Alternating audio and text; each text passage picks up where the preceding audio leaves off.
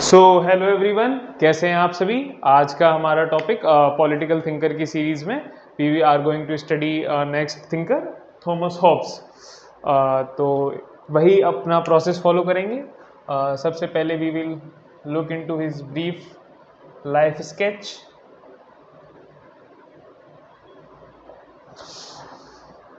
Thomas Hobbes वही ये हम इसलिए जानना चाहते हैं किसी भी फिलोसोफर का, जो मैंने हर वीडियो में बताया है, कंडीशंस, क्योंकि उसकी फिलोसफी उन कंडीशंस पे ही डिपेंड करती है जिनमें उसका जन्म हुआ है, फिर जिनमें उसने जीवन अपना व्यतीत किया। ठीक है, थॉमस हॉब्स का जन्म हुआ इंग्लैंड में इन 1588। अच्छा, उस समय ना इंग्लैंड में बहुत बड़ी टसल चल रही थी बिटवीन, मतलब एक ग्रुप ऐसा था जो कह रहा था कि कॉन्स्टिट्यूशनल गवर्नमेंट होनी चाहिए, एक ग्रुप ऐसा था जो कि सपोर्ट कर रहा था मुनार्क को, किंग को। ठीक है, तो और दूसरी तरफ हम लोगों ने देखा कि उस समय रेनिसा हो चुका था। ठीक है, और कह सकते हैं कि एक प्रोसेस चल रहा था जो मतलब बेसिकली चर्च के अगेंस्ट लोग खड़े हो रहे थे बहुत ज़्यादा। ऐसे समय पे थॉमस हॉब्स का जन्म होता है जब किसी भी कंट्री की जो पॉलिटिकल सिचुएशन है, इंग्लैंड की जो पॉलिटिकल सिचुएशन है, वो बहुत अनस्टेबल है। तो ऑब्वियस है कि जो मेजर व्यूज आएंगे वो पॉलिटिक्स के ऊपर तो आएंगे ही आएंगे। ठीक है, हुआ क्या था कि इनका जो बर्थ हुआ था वो प्री मैच्योर बर्थ था। मतलब Spanish Armada, because of the fear of the attack of Spanish, इनकी जो मदर थी उन्होंने इनको प्री मैच्योरली जन्म दिया। ठीक है, मतलब बेसिकली प्री मैच्योर बर्थ का अर्थ है कि 9 महीने जो एक पर्टिकुलर टाइम लगता है उसके बाद किसी बच्चे का जन्म होता है, उससे पहले इनका बर्थ हो गया था। तो इनकी एक स्टेटमेंट है बहुत famous, fear and I were born twins. इनका जन्म फियर की वजह से हुआ, सो ही यूज्ड टू से कि fear and I were born twins. अच्छा, इनके पिताजी ने इनकी माताश्री को छोड़ दिया था, ही डेजर्टेड हिज मदर। तो और ये एसोसिएट थे चर्च के साथ, तो इस वजह से ये एंटी चर्च भी थे। ठीक है, 16 साल में इन्होंने कॉलेज में एडमिशन लिया, 19 साल पे इन्होंने अपनी डिग्री पूरी की। ठीक है, तो ये कितनी बड़ी बात है। अब इनके कुछ आइडियाज़ हैं, जो मेजर टॉपिक्स हम पढ़ने वाले हैं इनके आइडियाज़। पहला, human nature.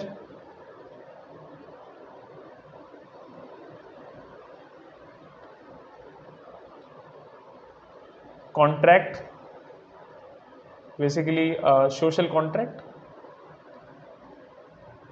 Individualism,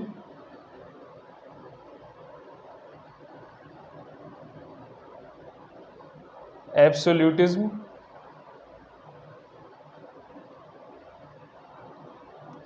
political obligation.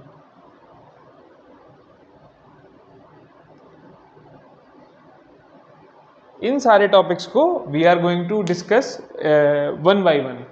उससे पहले इनके लाइफ के बारे में थोड़ा सा और जान लेते हैं।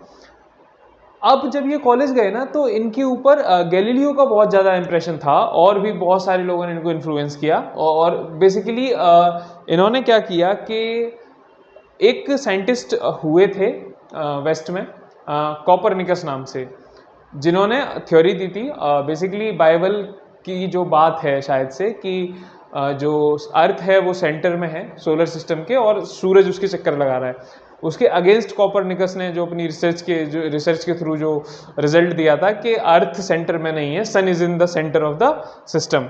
ठीक है, उसी को प्रूव किया गैलीलियो ने। जो गैलीलियो के लॉ थे ना प्लेनेटरी मोशन के, उससे रिलेट करके थॉमस हॉब्स ह्यूमन नेचर को देखते थे। ठीक है, कि जैसे कि गैलीलियो का लॉ था कि मतलब motion, everything material world, everything is in material, तो वो भी इसी चीज़ को मानते थे।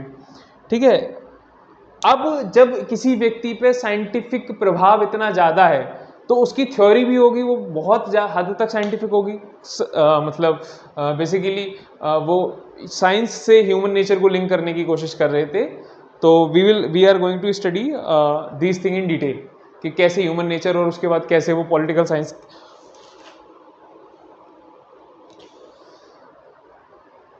ज्योमेट्री का भी इनके ऊपर इन्फ्लुएंस था। इनके अकॉर्डिंग जैसे ज्योमेट्री में जितना प्रिसाइज हम काम करते हैं, उतना अच्छे से रिजल्ट आता है। सेम ह्यूमंस के साथ है, अगर किसी चीज़ को हम प्रिसाइजली समझने की कोशिश करेंगे तो हम उसको और ज़्यादा अच्छे से समझेंगे।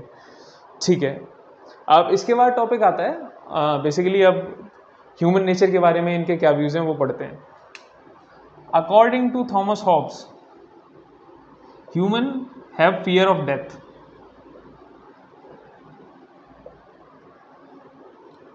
सेल्फ सेंटर्ड, ईगोइस्टिक,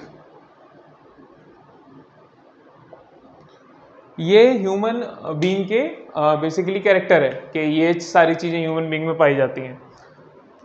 ठीक है, हम दो तरीके के एक्शन परफॉर्म करते हैं, इनवॉलेंट्री और दूसरे वॉलेंट्री। जो इनवॉलेंट्री एक्शंस होते हैं वो हमारे कंट्रोल में नहीं होते, लेकिन जो वॉलेंट्री एक्शंस होते हैं they are guided by your appetite, या फिर डिज़ायर कह सकते हैं जिसको हम।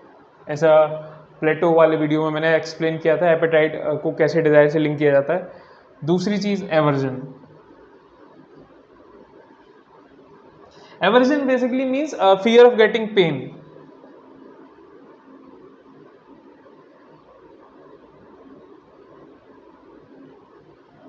ये ह्यूमन नेचर है कि हम फिर से समझिए, दो तरीके के एक्शंस हैं। इनवॉलेंट्री एक्शंस वो होते हैं जो जिन पे हमारा कंट्रोल नहीं होता, जैसे blood circulation, heart rate, nervous system etc. दूसरे होते हैं वॉलेंट्री एक्शन जिन पे हमारा कंट्रोल होता है, they are guided by appetite या डिजायर जिसको कहते हैं, और they are guided by second thing that is aversion, that is fear of getting pain. अच्छा, ह्यूमन नेचर की एक खास बात जो इन्होंने बताई कि human nature wants pleasure but avoids pain. This is what we called human nature. ठीक है, अब थॉमस हॉब स्टार्ट करते हैं अपनी थ्योरी ह्यूमन नेचर को स्टडी करने के बाद, ह्यूमन नेचर के बाद बताने के बाद। अच्छा, ये सब इन्होंने अपनी बुक में लिखा है जिसका नाम कहाँ लिखूं, लेवाइथन है या लेवियाथन, जो भी आप इसको बोलें। ये पब्लिश हुई थी 1651 में। It was published in 1651। इसके बाद हम डिस्कस करेंगे स्टेट ऑफ नेचर। बेसिकली जब स्टेट नहीं बना होगा तो नेचर में कैसे ह्यूमन बीइंग रहते होंगे, उसके बारे में थॉमस हॉब्स का क्या कहना था। Let's discuss that. State of nature, जिसको कहते हैं pre state condition.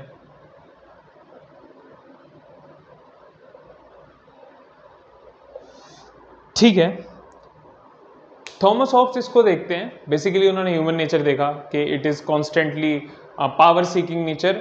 Humans want pleasure but try to avoid pain. अब आप एक सिचुएशन इमेजिन करिए, ये आप भी कर सकते हैं, कि जब स्टार्ट हुआ होगा ये सब, स्टेट बनना शुरू हुआ होगा, लोगों ने साथ में रहना शुरू किया होगा, सिविल सोसाइटीज़ की फॉर्मेशन हुई होगी, उससे पहले सिचुएशन क्या रही होगी। Basically that situation is known as state of nature, basically pre political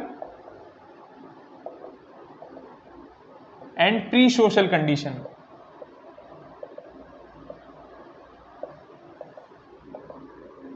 आप ये इमेजिन करके देख सकते हैं कि अगर अभी संविधान हटा दिया जाए, सोसाइटी के जो नियम है, समाज के जो कायदे कानून है, वो सब हटा दिए जाए, उसके बाद क्या होगा हमारे समाज में। ये सब सही सोच रहे हैं। एनार्की, इसको बोलते हैं जंगल राज।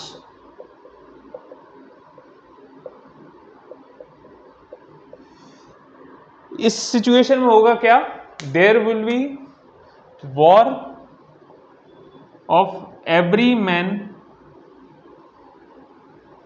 अगेंस्ट एवरी मैन, और इसको कह सकते हैं war of all against all. ऐसी सिचुएशन बनेगी क्योंकि हमारा नेचर ऐसा है, हमारी इच्छाओं की वजह से we will go with fight, continuous fighting between the humans will take place अगर स्टेट ऑफ नेचर, या फिर जब स्टेट ऑफ नेचर रहा होगा तब ऐसा हुआ होगा। अब ऐसी सिचुएशन में जब कि कंप्लीट एनार्की है, जंगल राज है, लोग आपस में लड़ रहे हैं, एक दूसरे को मार रहे हैं प्लेजर के चक्कर में, क्या लगता है ह्यूमन बीइंग अपना फुल्ली अचीव कर पाएगा कुछ? कोई भी ह्यूमन बीइंग इसमें कुछ भी अचीव कर पाएगा क्या? नहीं कर पाएगा। यही स्टेट ऑफ नेचर से, अच्छा इससे पहले एक और टॉपिक समझ लीजिए, बहुत छोटा सा टॉपिक है, natural right versus natural law.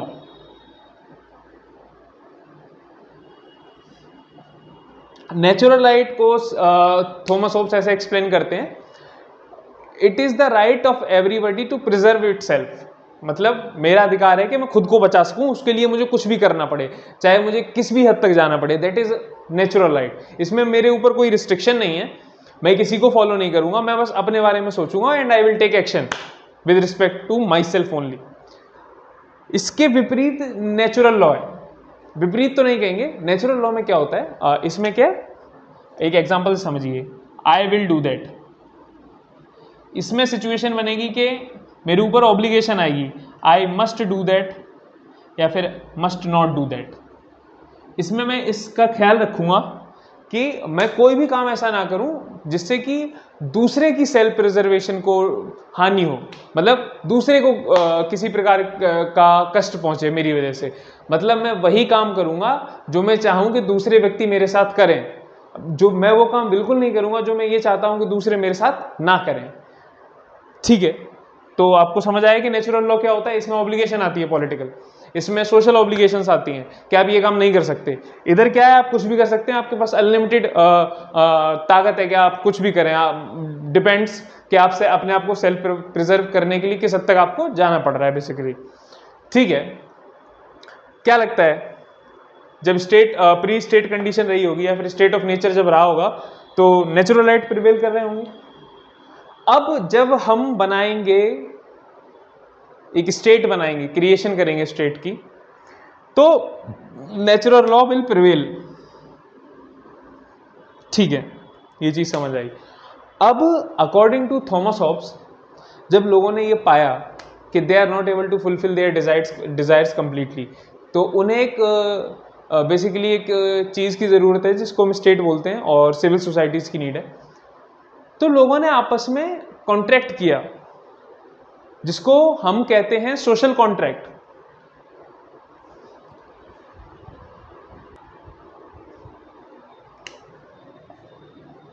Social contract, ठीक है। इस सोशल कॉन्ट्रैक्ट में क्या हुआ कि हम सभी लोगों ने मिलके, मतलब उस टाइम पे जो लोग रहे होंगे उन्होंने मिलके ये डिसाइड किया कि हम पूरी ताकत किसी थर्ड पार्टी को देंगे जो कि इस कॉन्ट्रैक्ट का पार्ट नहीं होगी, और इसको हम एब्सोल्यूट पावर देंगे।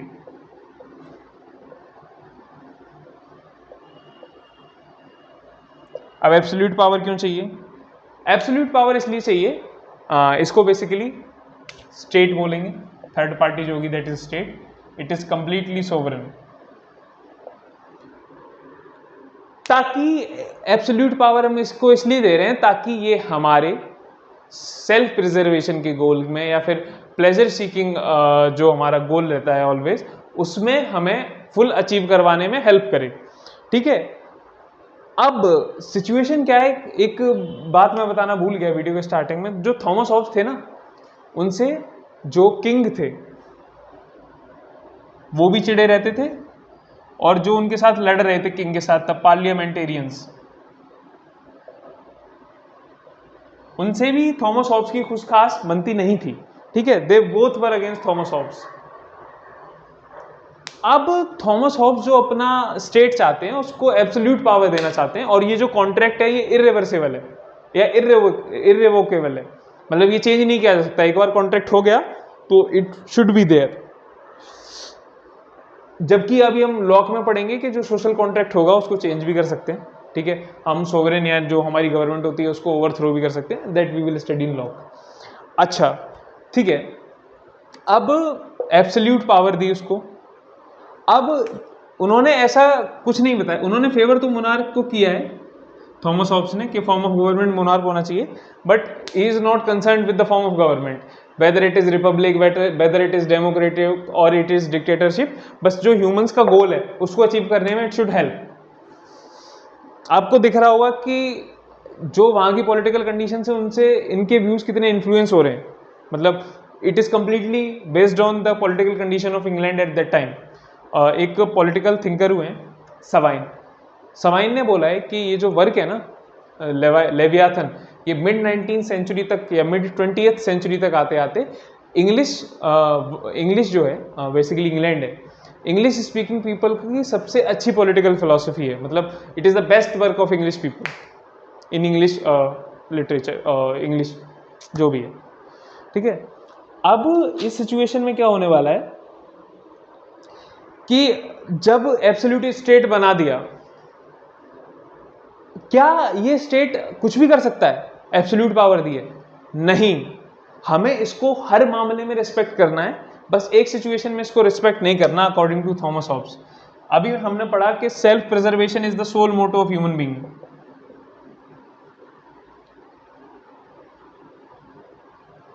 अब सिचुएशन इमेजिन करिए कि जो आपने स्टेट क्रिएट किया वो आपकी जान लेने पे आमादा हो जाए।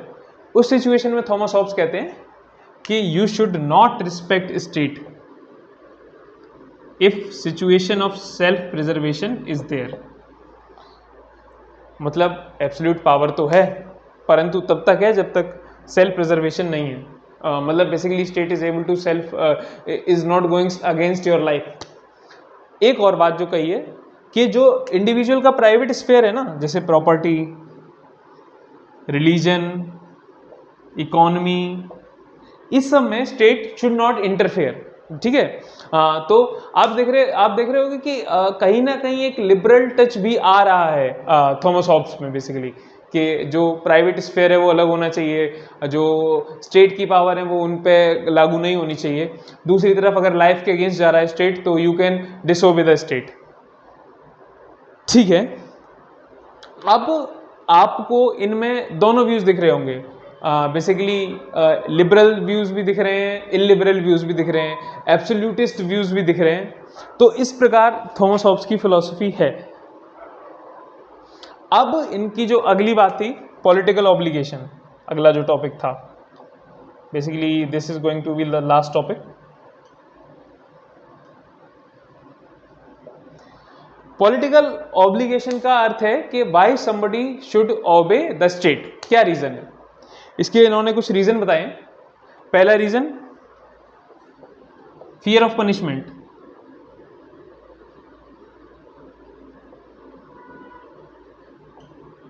स्टेट के पास पनिश करने की पावर होगी। ठीक है, एक इनकी स्टेटमेंट भी बहुत फेमस है, मैं एक सेकंड देख के आपको बता देता हूं।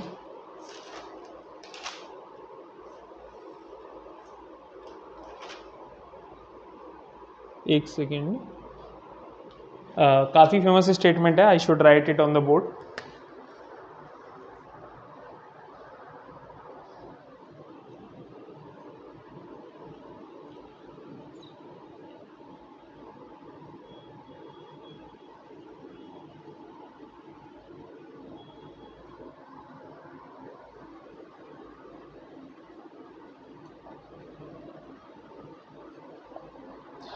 कॉमनेंट्स without the sword are words, और फिर पूरी स्टेटमेंट है। बेसिकली ये कहना ये चाह रहे हैं कि जो एग्रीमेंट हुआ है, अगर इसमें स्टेट को ताकत नहीं मिली है तो ये किसी लायक नहीं है। जब तक उसके पास हथियार नहीं होगा लोगों को पनिश करने के लिए, तब तक वो एग्रीमेंट को फॉलो नहीं करवा सकता। ठीक है, कहां पर थे हम? हाँ, पॉलिटिकल ऑब्लिगेशन। पहला रीजन जो उन्होंने बताया that is fear of punishment. दूसरा रीजन मोरल रीजन है, बेसिकली कि हम लोगों ने आपस में कॉन्ट्रैक्ट किया कि we should give all power, absolute power to the state. अब हम इसी कॉन्ट्रैक्ट को एग्री नहीं कर रहे, हम इसी कॉन्ट्रैक्ट को अभी नहीं कर रहे, तो हम भी मतलब it should be our moral duty to obey our own contract. ठीक है, तीसरा रीजन रिलीजियस रीजन बताया उन्होंने, बेसिकली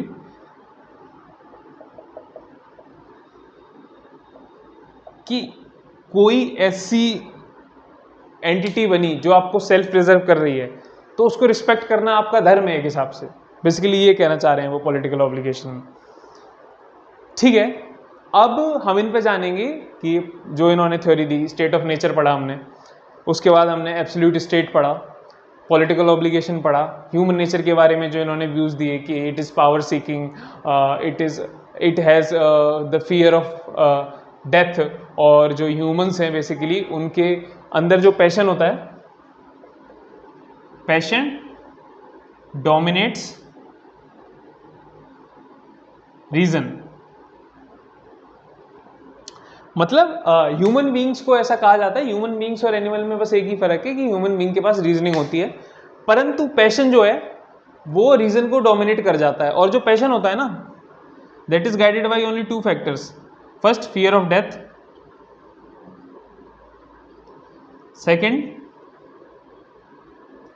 पावर सीकिंग। ये ना किसी भी फॉर्म में हो सकता है। Power doesn't mean only political power, it's in the form of money, in the form of fame, everything that relates to particular type of power. ठीक है, अब इनके ये व्यूज थे। अब ये देखते हैं कि एक्सपर्ट इनके बारे में क्या कहते हैं बेसिकली अलग अलग।